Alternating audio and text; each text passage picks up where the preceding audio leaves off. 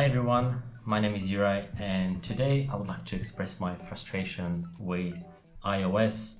I've got the latest one, 13.5.1, but this has been happening for a while now. This is the fourth time, so I've got the iPhone XS Max. This is the 256 gigabyte version. And what happens is that it tells me that my storage is full, and despite the storage not being full, if I go to settings, general, and iPhone storage, it shows me there's about 80 gig free. This has been consistent every single time. So this is the fourth time it has happened. And first three times I've been to the Apple Store, I wanted some sort of resolution, and they don't really know what to do about it besides restoring. I don't think this is a great answer. I don't know whether this is a functionality of my iPhone as a physical device, as a hardware issue, but they ran all the tests, and that's why they didn't want to give me new iPhone, a replacement, which I sort of demanded, because after the third time, now after fourth time, I don't know whether that's worth me spending time in Apple Queue, a Genius Bar, and demanding anything, because they're gonna do the same. They're gonna restore, run the test, see if there's nothing wrong with the phone, and just do nothing again. So what I'm trying to ask or say is, what is puzzling to me, why a system as developed as iOS doesn't have a partition or a system that would allow it to survive in case of the storage being full. Like most systems should have a boot partition where the system is stored, nothing else gets recorded in it.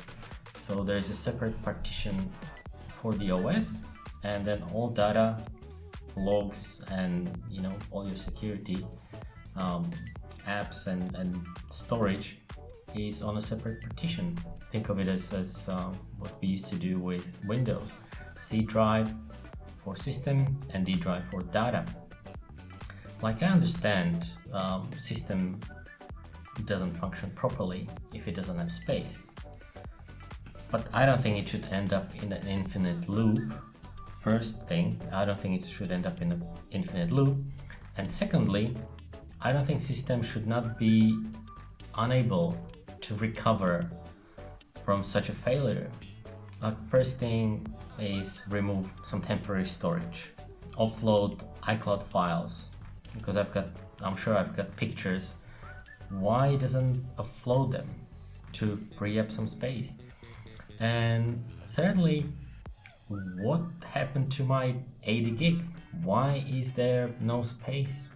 Do I download files or folders or data, temporary cache, YouTube, Netflix, whatever, and then the system doesn't remove them in reasonable fashion or time? So this seems to be an issue with the system. I haven't seen that many people reporting the issue, but I'm sure I'm not the only person that has this issue, since it happened to me fourth time. It seems to be happening every 6 months or so. So the way it happened today, I plugged it in at work into power, and it flashed that message in about 20 minutes. So it probably goes through some processes when I connect, when it's charging and the screen is locked. Obviously it does the backup and everything. It hasn't been completed tonight or today, but I'm sure it does some processing, some cleanup, or I don't know. But I'm just puzzled that the system, as developed as iOS, as robust, as restricted, isn't able to recover from this. It's just puzzling to me, and I'm really disappointed because I have to restore it again. It's a lot of time.